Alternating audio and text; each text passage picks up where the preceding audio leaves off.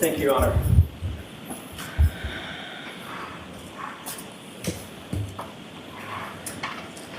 Look the other way. Look the other way. 4 words that sum up the Commonwealth's entire case. 4 words that sum up the hopes of those who have tried to deceive you. Conflicts of interest? Doesn't matter. Just look the other way. Magic hairs, magic glass. Look the other way. Late night calls and Google searches, falsified affidavits, inverted videos, and butt dials galore. Just look the other way. That's what they want. That's what they're counting on, but the uncontrovertible fact is you have been lied to in this courtroom. And your job is to make sure you don't ever, ever look the other way. Your singular duty is to stare down the evidence and do it unflinchingly and do it unwaveringly. You see, you're the only thing standing between Karen Read and the tyranny of injustice. It's a job you didn't ask for, probably a job you didn't want. But it's the greatest responsibility we have as citizens here in America. Lest the government stop answering to us and we start answering to the government. And low betide any one of us who might find ourselves in the crosshairs of a Michael Proctor. Preparing for today, I was reminded of a quote. It's a quote about the truth, and I want to share it with you. It is of great importance to set a resolution never to tell an untruth. There is no vice so mean, so pitiful, so contemptible, and those who permit themselves to tell a lie once find it much easier to do it a second time and a third. This falsehood of the tongue leads to that of the heart, and in time, it depraves all its good dispositions. What does that mean? It means that it's been observed that to tell an untruth, to exaggerate, to make a false claim, it's a cancer. One lie begets another, and it's a malignancy that grows over time. And that, folks, is how a cover-up is born. That's how a Massachusetts state trooper says in whispered tones to his friends when he thought no one was looking or listening, how he would make a case, how he would make it cut and dry, no matter the truth, how he would make sure to put, quote, serious charges on the girl. In other words, pin it on the girl. You may ask yourself, how does this happen? How could this happen? It's 2024. Surely people aren't going to come to this courtroom, this hall of justice, and lie to us, just give us false information. They wouldn't do that. They wouldn't try to cover up the truth. The Alberts, the McCabe's, Higgins, Lank, Michael Proctor, Yuri Buchanan, Brian Tully. You don't have to wonder if they would lie to support their narrative. You need only wonder how many times they did lie. Over and over and over, they and others were caught deceiving you. Big things, small things, it didn't really matter. They feared nothing. They'll look you in the eye and deny phone calls. They'll deny secret meetings. They'll claim that calls are butt dials and butt dials are answered. They'll show you a video and tell you left is right and right is left. They'll magically turn 3 pieces of plastic into 5 right before your eyes. And even when they're caught with their own lies, they won't blink, they don't sweat. They'll just look you in the eye and demand, pay no attention. You folks look the other way. Ladies and gentlemen, there was a cover-up in this case, plain and simple. You'll surely say to yourself, I don't want to believe it. I don't want to believe that can happen in our community. But sadly, over the past 8 weeks, you've seen it right before your eyes. So how does a cover-up happen? How could that happen? Well, let's count the ways, shall we? Handpick your investigator. Make sure it's someone we know, someone on our side. Keep him close. Offer him help. Offer him a gift. Have secret friends and family meetings. Get your story straight. Delete your call history. Make mysterious phone calls at 2:22 a.m. Delete Google searches. Monitor police activity. Get rid of evidence. Get rid of your dog. Destroy your phones. Destroy your SIM card. For the investigator, decide on a narrative early on. Don't go to the crime scene. Don't take witnesses in for questioning. Question all the witnesses together. Ignore witnesses who don't fit your narrative. Allow friends and family to contact those same witnesses. Don't record interviews. Write vague and false police reports. Omit witnesses' names. Omit witnesses' interviews altogether. Don't photograph the evidence. Don't conduct any forensics. Don't document the evidence. Don't document the logs. Don't create any logs whatsoever, and don't maintain a chain of custody. Keep all the evidence in the hands of one person and then manipulate that evidence, including videos. Don't turn over videos. Invert videos. Turn 4:16 p.m. into 5:30 p.m. in affidavits. Turn 3 pieces of taillight into 5 pieces of taillight. Delete 42 minutes of surveillance footage. Hide personal relationships. Make this case cut and dry and ensure the homeowner, quote, never sees any shit because he's a Boston cop. But most importantly, pick your patsy and pin it on the girl. It's not that it could happen. It's that every single one of those things I just mentioned did happen right in front of you. But this sort of injustice can't happen in a vacuum. So what about the prosecution? What about the Commonwealth?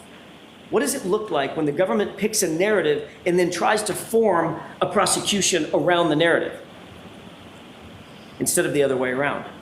Looks a lot like this. If you don't have actual evidence, just throw every single thing you can against the wall to see what sticks. Drag her through the mud and make sure you attack her character. And that's what you saw in this case.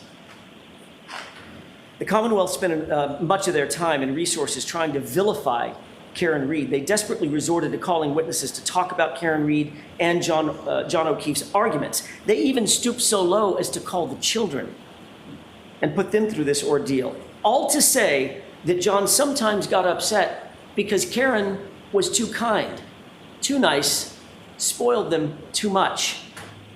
Their arguments illustrated what anybody could imagine is a normal set of ups and downs for any couple. Even on January 28th, they talked it out, they communicated, they worked out their issues, and they had a nice, affectionate evening out with their friends. And you don't have to take my word for it. Pull the tape, as they say. Look at the videos. C.F. McCarthy, Waterfall. What are the words that every single person who testified in this case used about Karen Read and John O'Keefe that night? Getting along, no issues, good mood, happy, affectionate, even lovey-dovey. No issues, no toxicity. They were a loving couple right up until the time Karen Read dropped him off and he walked into 34 Fairview. If an argument with a loved one is a motive for murder, folks, we're all in trouble. Speaking of which, what is the evidence that John went into the house? The Commonwealth will tell you, undoubtedly, no, he never went in the house. And they'll point to certain witnesses who they say didn't see him go in. Well, the question you have to ask yourself is, can you rely on that? First, these are all people who are related to or committed to the Alberts in some way or another. That all-powerful Canton family, it's easy to say, I didn't see something, because how can that really be challenged? Some actually may not have seen John walk into the house. They were in the kitchen, as you recall, from Nicole. Third, at least one witness, Brian Higgins, forgot his narrative, at least for a second, and he admitted a man did, in fact, come into the house. And then when he was caught and asked to describe that man, he had to. It was a little bit vague, but you remember what he said. He was tall, with dark hair. That was a telling slip of the tongue by Brian Higgins. But what's the real evidence of the unbiased data, the data that's not connected to the Albert family? How about John's Apple Health data? It shows that at 12:21 a.m., an important time, John arrived. That's established by the monotonic time clock that you heard about in this trial that was on his phone, and that represents a huge problem for the Commonwealth. It shows that he took 80 steps and ascended or descended 3 flights of stairs at that time. And that makes perfect sense, doesn't it? It matches. Walks into the house, goes directly to the basement. There's your 80 steps and your descending flights of stairs. The big problem for the Commonwealth is he wasn't outside at the car ascending and descending stairs, wasn't climbing on top of the car. So they'll tell you, wait, don't look at the Apple Health data, look at this other thing called Waze. But Rick Green explained that if you apply the 3-minute offset that is built into that monatomic time, it aligns perfectly. They don't want you to see that. They don't want you to pay attention. They want you to look the other way. But even more importantly, at approximately 12:32 a.m., someone holding John's phone takes another 36 steps and travels 25 meters. Why is that so important? Because by 12:32 a.m., Karen Reed was gone. She had already left the location. She left at 12:30. Trooper Garino told you that Karen Reed's phone connected to John's Wi-Fi at what time? 12:36. It is undisputed in this case that it's a 6-minute drive on a good day from 34 Fairview over to One Meadows. She was gone by 12:30, and John's phone was taking 36 steps and logging 25 meters at 12:32 after she'd left. So don't be fooled. John walked into that house, after which Karen drove away, and the scientific data all prove it. But also, Ryan Nagel and Heather Maxson prove it. In addition to the Apple Health data, Ryan and Heather both independently testified that they passed Karen's SUV as they drove away after talking to Julie. And Karen was alone in the SUV. John was not with her. He wasn't in the car. He wasn't standing outside the car. He wasn't sitting beside the car. He wasn't laying on the ground beside the car. He was nowhere in sight. There's only one other place that John could have been, and that's in the house. Exactly where the Apple Health data places him. So it all fits. And Ryan was right behind her, remember, staring at her taillights, undamaged, brightly lit. That brings up another difficulty for the Commonwealth, and that's their star witness, Jennifer McCabe. You'll recall that Jennifer McCabe claimed that she was looking out the door, staring at that SUV over and over and over again from 12:29 to 12:50. She was very specific about that time frame. But we know that the SUV was gone from 34 Fairview by about 12:30. Had to be in order to connect to the Wi-Fi at 12:36. So unequivocally, Jennifer McCabe was lying about watching that SUV, and it makes you wonder why. And to add to that deceit, she was also blatantly lying about the calls to John's phone. You remember that colloquy back and forth. She said that every single one of those calls to John's phone during that time was a butt dial. How are those lies connected? And why are they connected? Jennifer McCabe knows. Was she butt dialing John over and over? Or was someone looking for John's phone that went missing? Let's talk for a second about what actually happened in the time leading up to everyone going to 34 Fairview. Brian Albert, Brian Higgins show up drunk at the waterfall. They had been drinking in the afternoon. You know about the flirtatious texts that were sent between Karen Reed and Brian. Higgins was clearly pining over Karen, but for her, the flirtation had ran its course. It was done. She was happy and committed to John. You could see that in her actions with John that night. You don't have to guess. Brian Higgins, however, you can see in his actions, he wasn't quite so satisfied and he wasn't done. His text message, well, meaning, what the hell, Karen? What about me? Seemed aggressive, seemed annoyed. He didn't like being ignored. That was pretty clear. So he's 5 or 6 whiskeys deep into the night by this time, and she continued to ignore him. Then oddly, Higgins, who doesn't know John all that well, seems to want to coax John to 34 Fairview. I draw your attention to the waterfall tape if you want to take another look at it. It's at the 11:57 mark, between 11:57 and 11:58. Take a look at that tape. He's just about to leave. Higgins is just about to leave. He points over at John and he motions for him. Come on, come with me. And then at 12:20, he texts him, you coming here? This is a person he doesn't really know and didn't really talk to that entire night. Ask yourself, why was Higgins so insistent that John go to 34 Fairview that night? And then there's that sparring and fighting that he and Brian Albert were engaged in. Of all the things they could be doing, this is what they were doing just minutes before John O'Keefe walked into that house at 34 Fairview. We know that once John actually did walk in the door, it's about 2 steps, 4 feet or so, 2 steps for an adult male to reach that basement door. Remember, everybody was gathered in the kitchen. That's what Nicole Albert said. And every single witness agreed that at some point, Brian Higgins and Brian Albert left the group and went to another room. Where did they go? Where did they go together? Another important point. Chloe was not upstairs. Brian Albert slipped in one of his testimony that he provided. Quote, "I was watching Chloe downstairs, monitoring her because of the other people in the house. She's not good with strangers." Remember that testimony. So what happened next? We absolutely know that John was in the house. The data, Ryan, Heather, they all established that. We know that John ascended or descended stairs. We know that Brian Higgins and Brian Albert excused themselves. How long does it take to have a crossword? How long does it take to have a fight? How long would it take for Brian Higgins to say to John, "You know, your girl's been texting me"? A push, a punch, a fall, pull Chloe off his arm, and now it's done. What is that? 5 seconds? 10? Doesn't take long at all.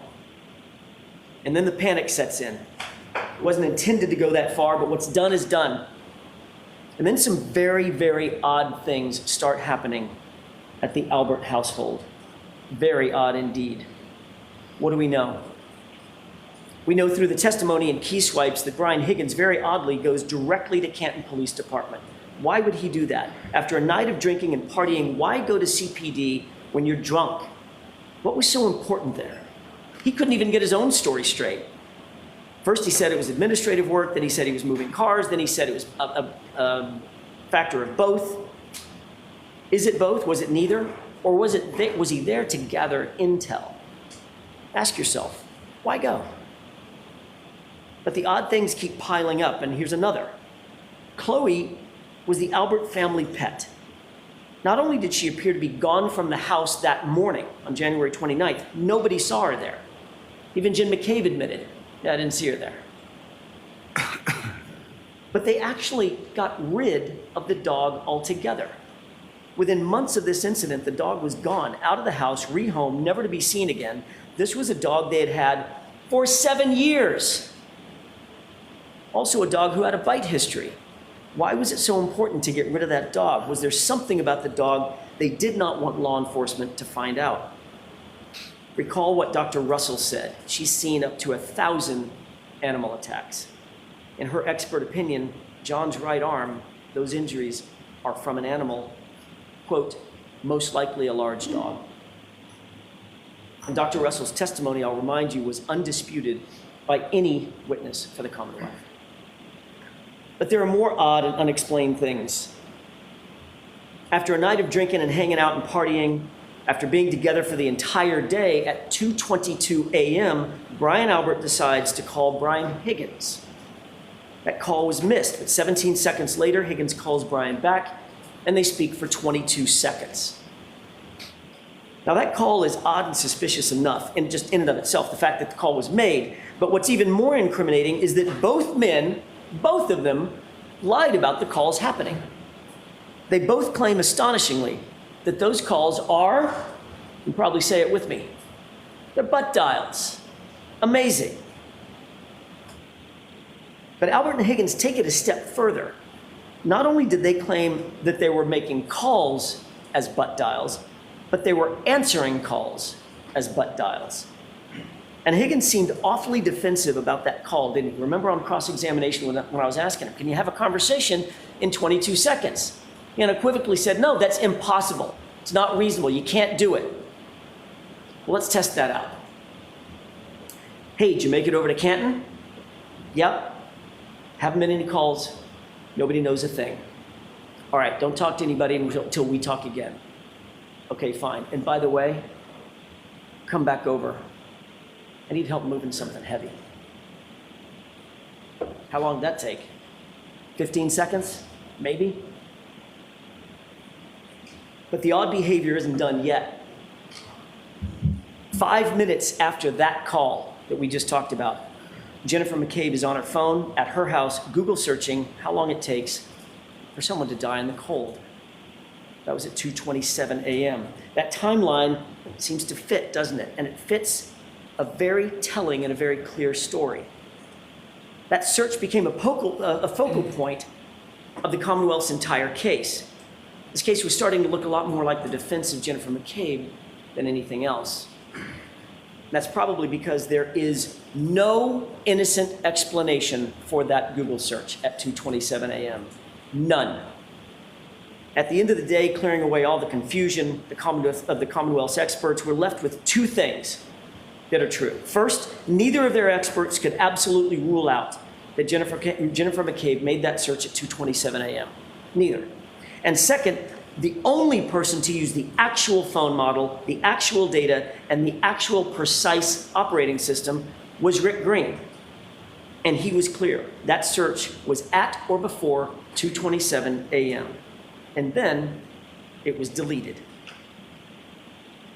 So what else was going on at or around this same time when all this suspicious activity was happening at the Albert house and the McCabe house? 3 minutes after that search and 8 minutes after the Albert Higgins 2:22 a.m. call, Brian Loughran drives down the street in his snowplow. And he told you that there is no body laying on the lawn at 34 Fairview at 2:30 in the morning. Importantly, he didn't just simply say he didn't see a body, he wasn't paying attention. He said there was no body there. He knows the property, he knows the owners, he's grown up with these folks, he passes by all the time, not once, not twice, 3 passes. There was no body on that lawn, period, at 2:30 a.m. And what other suspicious thing happened that night? By 3:30 a.m., someone moved a Ford Edge in front of the very area that would obstruct the view of where John's body would ultimately be discovered. Who's the only person in this case that you've heard about with a Ford Edge? Brian Albert. Remember, as you're thinking about this, the basement at 34 Fairview is serviced by a bulkhead. It's a quick and convenient door to the backyard. And that backyard is serviced by a side fence. And that side fence is easily accessible to the front yard at the side of the house. Which side of the house? The side where John's body was found. And by 6 a.m., John's body was, in fact, now outside. While this flurry of suspicious activity was going on with the Alberts and the McCabes, what's happening with Karen? All she knows at this point, think about it, at approximately 2:21, she dropped off John, he walked into 34 Fairview, and that's all she knows. She knows nothing else that was going on. So what was she left to think? He goes in to check the party out, but all of a sudden he's not coming back, he's not responding, minutes start to pass, 1 minute turns to 2, 2 turn to 10.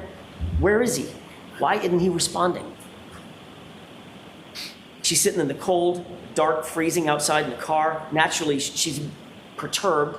Being perturbed turns into being peeved. And being peeved eventually turns into being pissed. By 12:30, Karen's mad. She's left 34 Fairview to make a point, but she's still texting and calling. What could she reasonably be thinking at this point? What's going through her mind? 12:33 turns into 12:34. I can't believe he'd do this to me. 12:34 turns into 12:35. Where is he? Why aren't you answering, John? 12:35 turns to 12:36. Jesus Christ. I'm calling and you're not answering. Where are you? Pick up the phone. But there's still no answer. There's still no response. By 12:37, she's getting furious. She does not know that something has happened to John. She does not know that. So she leaves the first angry voicemail. Illustrates frustration, aggravation, all the normal responses anybody might have, you and I might have. But little did she know The next open voicemail has Karen parking at John's garage after she gets home. You can hear her heels clicking across the garage floor. For all she knows at this point, John's just drunk, he's been partying, he's hanging out, just forgot about her, blowing her off. But John's still not responding, and as the minutes tick by, Karen becomes increasingly upset. Those are the voicemails that you heard. How could he do this? Why is he ignoring me? Why is he ignoring the kids? Those are the thoughts bearing down on Karen Read as she sat in an empty house late at night by herself. Ladies and gentlemen, she did not know what had happened to John. But within the next voicemail, you quickly learn what she was thinking and what she was feeling.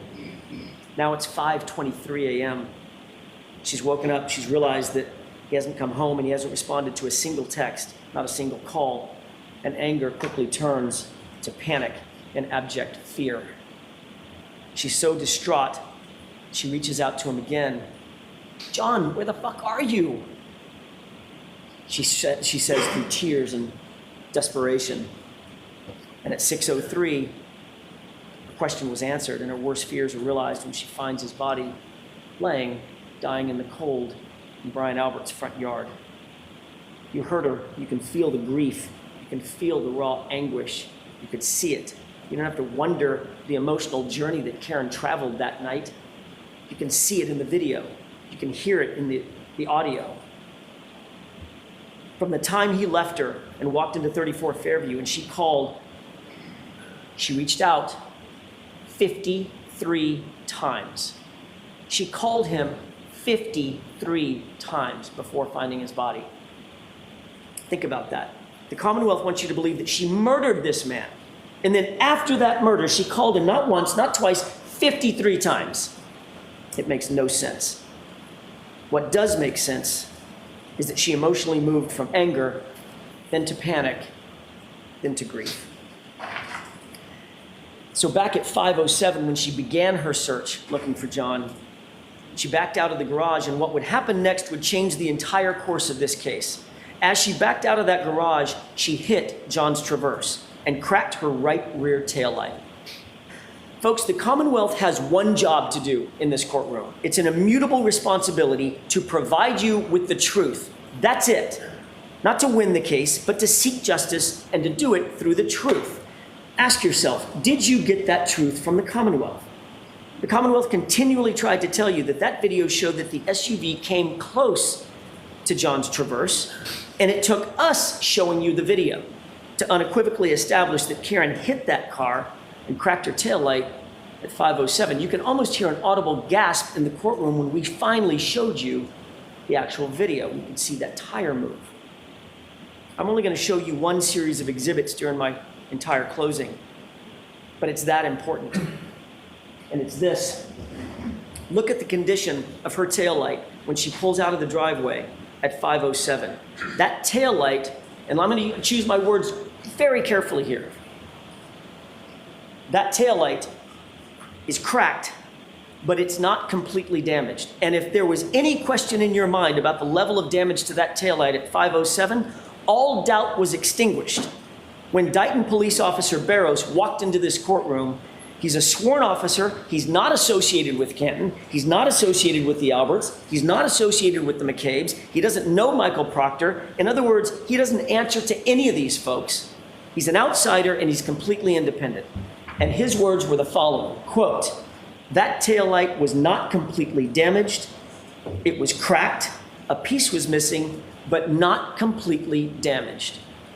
Take a look at this photograph and tell me, which one looks like Officer Barrows' description? The one on the left or the one on the right? The reconstructed light on the left is what that light looked like before it was in Trooper Proctor's possession. Remember that. That's what it looked like before Trooper Proctor had access to the SUV. And you have an independent police officer telling you so. You'll recall that after John's body was discovered, Lank, a very good friend of the Alberts, walked into Brian Albert's house and had an off-the-record meeting with him. No one's ever going to know exactly what that meeting was about, what they discussed, because that interview, like everything else in this case, it wasn't recorded. It wasn't memorialized. But we do know that shortly thereafter, The Canton Police Department was recused from the matter entirely, and the case was assigned to one Michael Proctor. You have to believe that when the Alberts found that out, they thought they hit the lottery. They thought they hit the lottery. What are the chances? The department where my brother works, that would have been great to investigate this case, but that department's been recused. That's tough luck. But the guy who catches the case is Michael Proctor, a guy we go back with for decades. At such a break, they probably thought, when this is over, we need to get that dude a gift. Oh, wait a minute. They didn't think that. They said it out loud. But still, you've got to imagine that the Alberts had to be stressed, what with that whole thing about a dead body being on their lawn.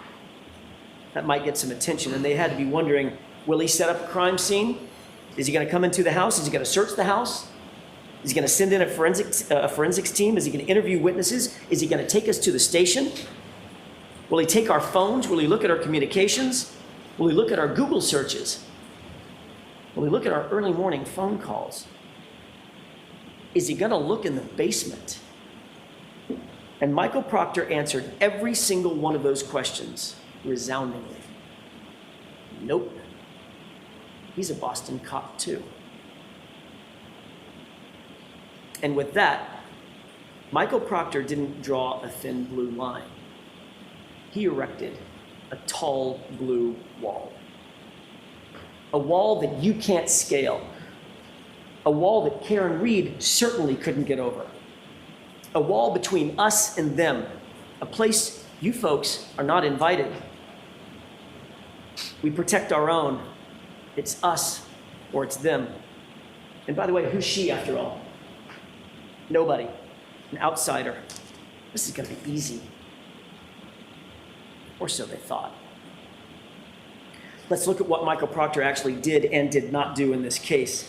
One of the consistent issues that's come up throughout this trial is how evidence always seems to be changing and evolving when in Michael Proctor's hands or somebody in his orbit. If it happens once, let's chalk it up to a mistake. Twice, it's starting to look a little bit like incompetence. If that happens every single time, it becomes intentional, which means it becomes corruption. The defense spent some time, we spent some time discussing the tow time that Michael Proctor swore to in affidavits. There was a reason that we believed it was so important, and I want to talk about that for just a quick second. Because this was a concerted effort by Michael Proctor to falsify the time the car was seized, so that no one would know that he actually had possession of the car before the first pieces of taillight were ever discovered at the scene. But he got caught. And when he did, the best he could come up with was it was a typo. Like a dozen times, a typo. You'll remember what that testimony was. The truth is that car was in Michael Proctor's possession from about 4:12 in the afternoon. He said it was 4:16 when he finally had to tell the truth or some version of the truth. Those first pieces of taillight were not found until after 5:45 p.m. That is the very fact that Michael Proctor was trying to hide by those falsified affidavits, saying he didn't seize the car until 5:30. But that wasn't Michael Proctor's only manipulation of the investigation. What about Brian Loughran? You met him. Michael Proctor did his level best to not just hide evidence, but to hide human beings from you and from us. Michael Proctor was informed that the plow drivers were out that night. There would be a witness, potentially along 34 Fairview, at the exact times in question. Even Michael Trotta expressly told Michael Proctor that 34 Fairview had in fact been plowed that morning, and by whom. Proctor not only did not interview Brian Loughran, he never disclosed his name in a single report. He hid him. This is a witness who was literally on 34 Fairview at the time in question where a body was found on the lawn. Wouldn't you want to get the truth from an eyewitness? Wouldn't you want to seek that out? Not if you're Michael Proctor, a close friend of the Alberts. If it were up to Proctor, you literally never would have heard of or from Brian Loughran. That's a scary prospect. I want to touch briefly on the additional physical evidence, or some additional physical evidence presented by the Commonwealth in this case. You'll recall Christina Hanley. She established to a scientific certainty that the glass on the bumper, which was told to you in opening statement, was going to have something to do with this case. The glass on the bumper was going to match that cocktail glass. She told you unequivocally the glass on the bumper did not match the cocktail glass. They came from two different sources. The glass on the bumper has nothing to do with the cocktail glass. So that glass on the bumper had to get there somehow. It didn't get there by being broken from the cocktail glass. See the point? It had to get on the bumper somehow. It didn't jump up there by itself. And what's really interesting is that there was one piece on the bumper, only one, that matched something else in the case. It was a perfect match to a piece of glass that was supposedly found at the scene. Who do you think had possession of that matching glass? Michael Proctor. So the glass on the bumper had to be placed there, and the only person who had anything close to matching the pieces that had to be placed there is Michael Proctor. You do the math. That leads us to the magic hair. The Commonwealth spent a lot of time bringing in experts about mitochondrial DNA and maternal DNA lines and comparative analyses, and all that sounds really great and really sciencey, except for the fact that it just doesn't matter. Why? Because you would have to believe that that little hair, tiny, tiny little hair, barely perched on the side of that SUV survived nearly 75 miles of a raging blizzard outside. That would be a magic hair indeed. That magic hair means nothing. The DNA means nothing, and that's because the hair was from somewhere else. It certainly was not from a motor vehicle incident at 34 Fairview on January 29th. That hair was placed there. The DNA on the outside of the taillight housing also merits very little discussion. John's DNA would be expected to be found all over that SUV, inside, outside, the exterior, the interior, everything he touched would have had his DNA on it. Here's what's actually important about that DNA. No DNA was found on the interior of that taillight, the taillight that they now claim crashed into his arm and shattered. No blood was found anywhere on that taillight or any taillight pieces, and no tissue was found anywhere on that taillight or any taillight pieces. But we're to believe that that taillight literally exploded on John's arm at 25 miles an hour with 1,000 pounds of pressure. We talked about the evidence doing very funny things when in Proctor's possession or the possession of somebody in his orbit. Now think about the videos that you saw. How many videos appear to be somehow manipulated or altered? Just about every single one of them. Look at the video of the Sally Port. Let's take that one for example, that grainy one. It's missing the exact time that would show the condition of the taillight when it was pulled in to the Sally Port. Pretty important time, wouldn't you think? Did someone not want you to see what the condition of the taillight was at that exact time? But the good news is there's a second video. It's much clearer. And it's from the same time frame. We didn't get that one for about 2.5 years into the investigation. Literally, it was after the trial started that that one was turned over. And this is important. The Commonwealth introduced you to a person by the name of Yuri Buchanan. They presented video showing what was clearly the right side of the car. They asked questions about the right side of the car. You'll recall, Mr. Lally asked Sergeant Buchanan, did you or Trooper Proctor ever go at, or near the right side of that taillight? And while he was asking the question, what appeared to be the right side of the car was looking at you. The video was still up. Buchanan paused, turned earnestly into the microphone, stared at you and said, never. We never went anywhere around that taillight. While he was showing you the right side of the car. And that trick might have worked until we got up to cross-examine him. And only then, on the second day of his testimony, did he have to admit that the video was actually inverted. It was backward. And it was cleverly inverted at that. The timestamp had the proper orientation, which means that timestamp had to be removed, the video inverted, and the timestamp placed back on it. Which means that was done intentionally. That was not a mistake. And when caught in that obvious fabrication, Buchanan doubled down and said, it's exactly the same. You remember that back and forth. It's exactly the same, he said, as if we're stupid. Is it exactly the same, or is it exactly opposite?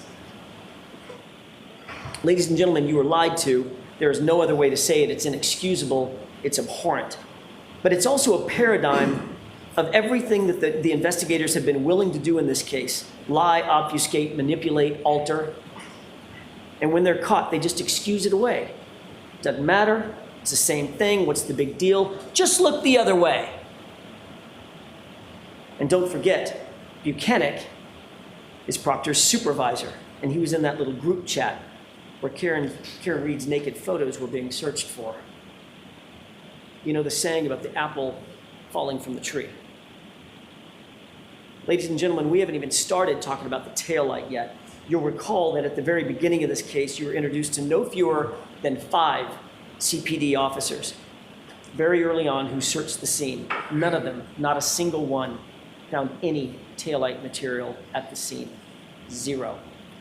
Stephen Seraph, Sean Good, Stephen Mullaney, Michael Lank, Paul Gallagher, they were all there.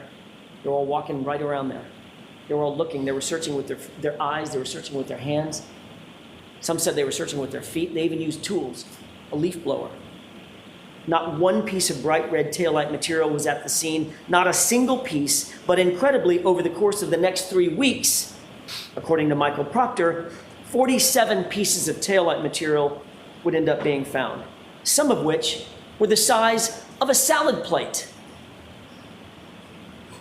The CERT team shows up later on January 29th, and according to O'Hara, the first few pieces of taillight were found about 5:45. And here's some interesting testimony that you heard. Who else was there? Who did O'Hara say was there? Well, he said his team was there.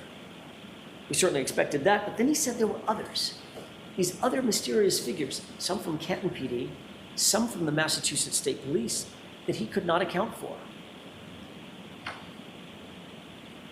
Heavy coats, big masks, hats. Even Lieutenant O'Hara could not tell who was who, but he did note Canton police officers were there who were unaccounted for.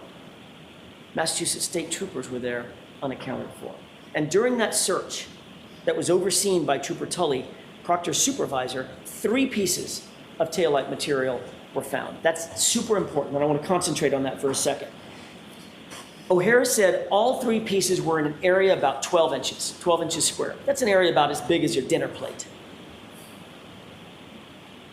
Tully, however, claimed that 1 red piece was found. About 3 feet away from that was a shoe. About 1 to 2 feet from that was a clear piece of plastic, and a few feet away from that was a red piece of plastic. So we have red, clear, and red over the span of about, added up, probably 10 or 12 feet. Ladies and gentlemen, both of those things cannot be true. Somebody is taking liberties with the facts. Then Lieutenant Tully comes to court and makes this big grand gesture of opening all these evidence bags. These 2 evidence bags in particular represent exactly what we're talking about, those 3 pieces, red, clear, red. They're marked, they're sealed, they look official. They're not Stop and Shop bags, thank God. At least they've moved up from that. They've even got evidence tape on them. Who knew? There's evidence tape around here. So this must be real evidence, right? It must be real evidence in this case. And after making that big theatrical display, he opens up the bag with the red pieces and he pulls 2 pieces out. That's okay. Put the 2 red pieces together. Good so far. Then he opens up the second bag under Mr. Lowley's questioning. And you remember he hesitated just a second. Opened that bag and pulled out 1 piece of clear plastic. Then pulled out a second piece of clear plastic with no explanation as to how that could have possibly happened. And he quickly returned all 4 of those back into the bag, sealed them up, and we're done for the day.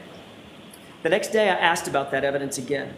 I asked him to open up that bag with the red pieces, and he did the same thing. Pulled out 2 red pieces of plastic. And I said, you'll recall this, I said, look deeper, look closer, sir. Pull everything out of that bag. Would he have had I not suggested it? And then he pulled a 3rd piece of red plastic out of the bag. So miraculously, Trooper Tully's 3 pieces of plastic became 5 pieces of plastic right before your eyes. Ladies and gentlemen, the forces at play that multiplied those pieces of plastic inside those evidence bags are the same forces at play that multiplied the pieces of plastic at 34 Fairview. Think about that. Let that sink in for a second. How easy is it? That's not sloppiness. That's evidence manipulation. That's how, over the course of 3 weeks, those pieces of plastic go from 0 to 3 to 5 to 47. Ever increasing in size with every single search. Now, knowing all that, ask yourself the looming question: who had access to that taillight, the cracked taillight? Who was it? Go back and watch the Sally Port video. I'll give you the timestamp, 5:37. And see it for yourself. We know that Trooper Proctor, with binder in hand, walked by himself. Once we corrected the video from being inverted, you can see that he walked back by himself to the right rear taillight where nobody could see what he was doing. Higgins' own key swipes put him in the Sally Port that same afternoon and evening. And then the Sally Port video magically skips and Chief Berkowitz appears right next to Proctor at the back of that vehicle in the same spot, and they walk out of the Sally Port together. Where were they going? Remember O'Hara? Unidentified troopers in Canton Cops were at the search at 34 Fairview. How hard is it to drop a piece of plastic? We spent a long time talking about the compromised and altered and tampered and manipulated evidence, and now I want to switch and talk a little bit about the true facts in this case, because you did hear some true evidence and true facts. The Commonwealth presented about 67, maybe more, witnesses, and expended 30 plus days of trial and 9 weeks of your life. Maybe we're in the 10th week. For what? It should be relatively simple, right? The Commonwealth claims that Karen Reed pulled up to 34 Fairview, John got out of the car, she reversed into him and hit him, and then she drove home. That's 4 facts. It's just 4 facts, that's all it is. What evidence do they actually have to prove that that SUV ever hit John? The answer is none. They don't have any. There's no evidence whatsoever that Karen Reed's vehicle ever struck John O'Keefe, or that Karen Reed ever wanted to strike John O'Keefe. In fact, every single piece of material evidence in this case unequivocally proves the opposite. John went into that house. That SUV was not damaged by hitting John, and John's injuries did not come from being hit by a car. That's what the evidence actually shows. The Commonwealth knows that, and they've known it for a long time, and Proctor knows that. And because of that, the Commonwealth just resorts to character assassination and talking for weeks on end about the snow. Let's talk about what the real evidence actually shows, the unassailable science. Let's talk about the truth. Concerning John's injuries first, the Commonwealth's own medical examiner, Dr. Scorti-Bello, could not conclude that John was hit by a car. Think about that. And she would not even say that it was a homicide. She told you without any dispute in this case, quote, evidence pointing toward one manner of death is no more compelling than evidence of a competing manner of death, end quote. Her words, not mine.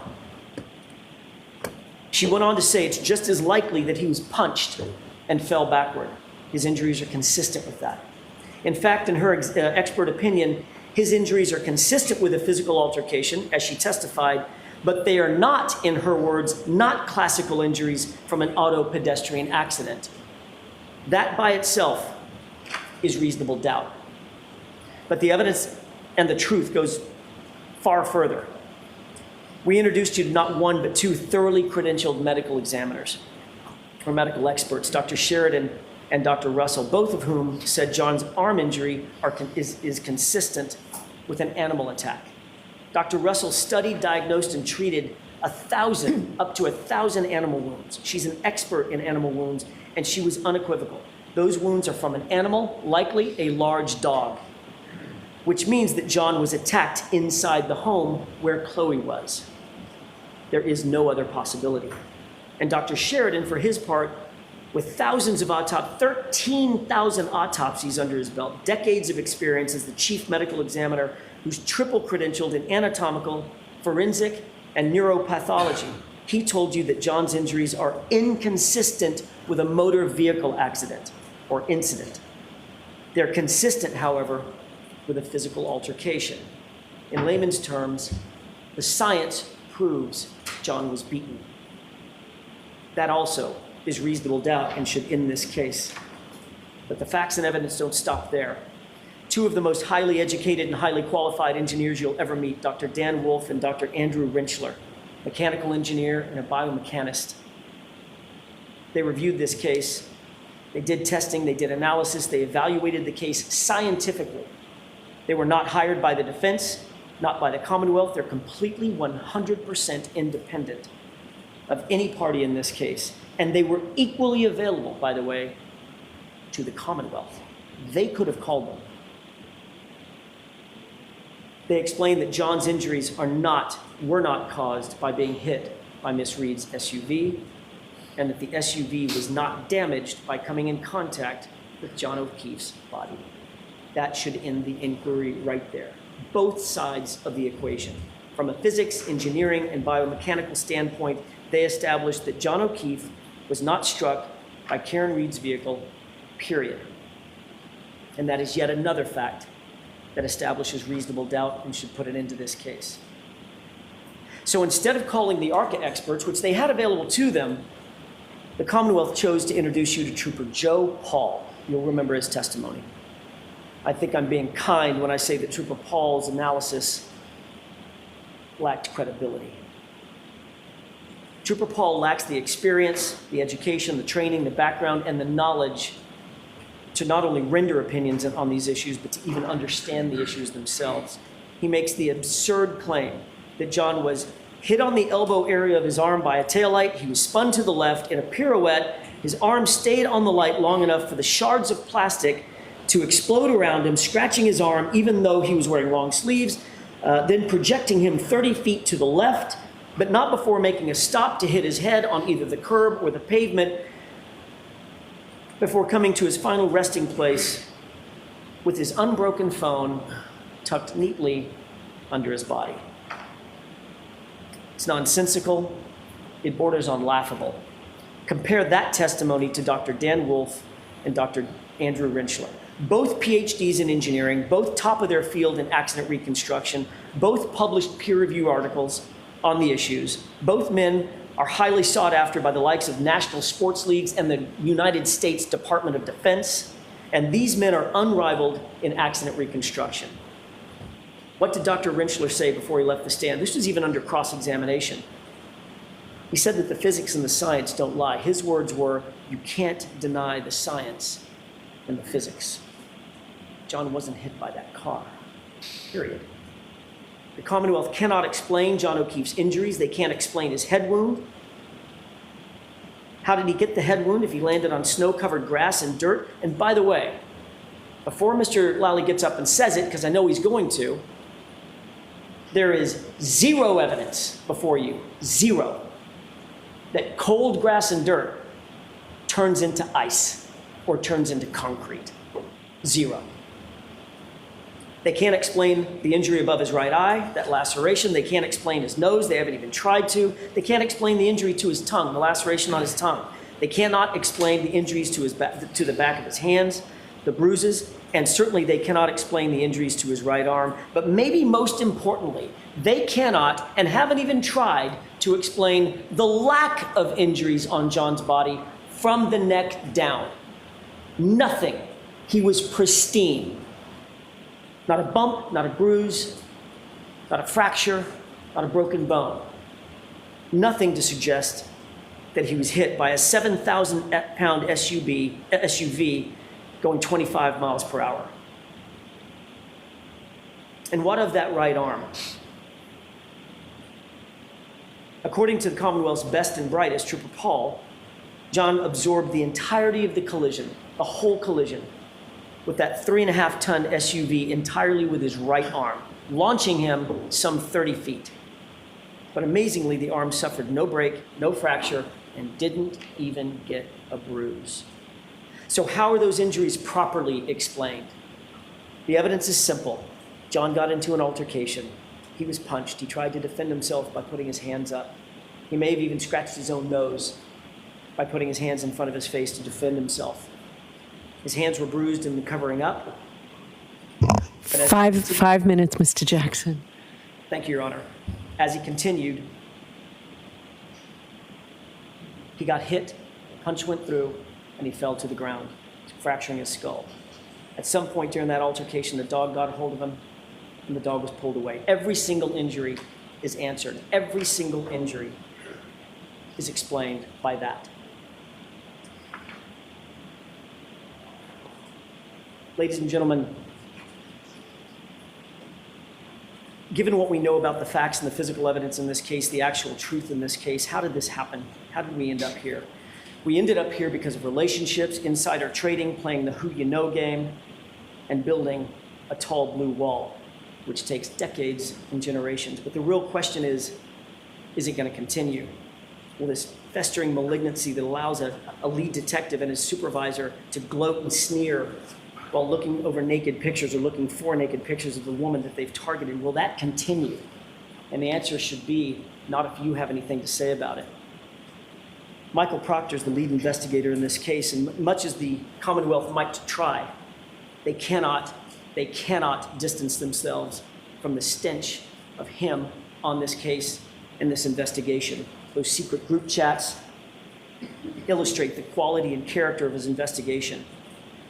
Remind yourself how an, quote, unbiased and an objective investigator, someone who's supposed to be looking for facts.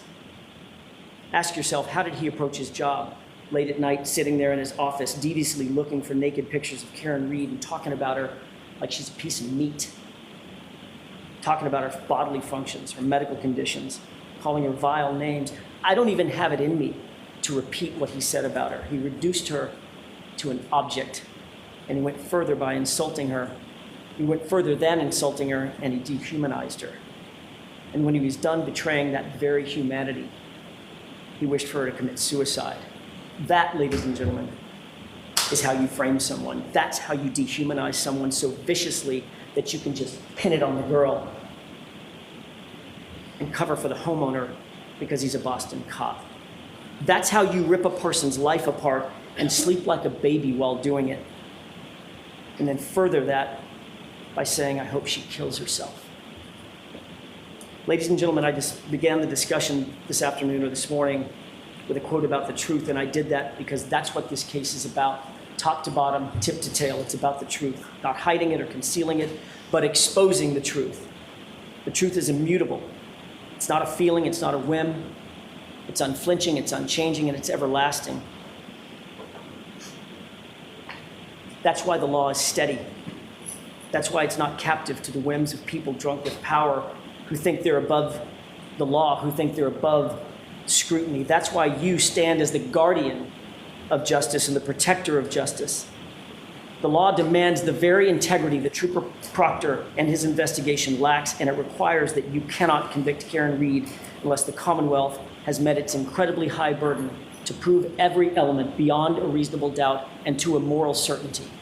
And a moral certainty is defined as the highest degree of certainty possible in matters related to human affairs. It's the highest degree possible in your life. That's the level of certainty. And I'll leave you with this. You have the most powerful tool known to American jurisprudence because you have your vote. No one can take that away from you. Not me, not the Commonwealth, not the court. You may not have asked to be here, but each of you have given something very special of yourselves. You've agreed to do that which is the highest calling a citizen can answer in any way. You've agreed to give your community your best. And my question to you is, what will you do with this moment? Ignore the lies and the manipulations, the misogyny, the bias, the lack of evidence? Could you ever do that? Would you ever do that?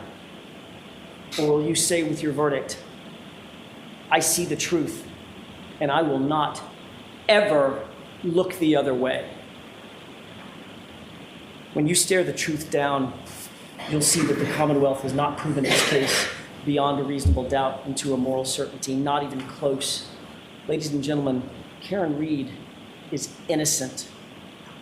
Do justice and find her not guilty. Thank you. All right. Thank you very much, Mr. Jackson.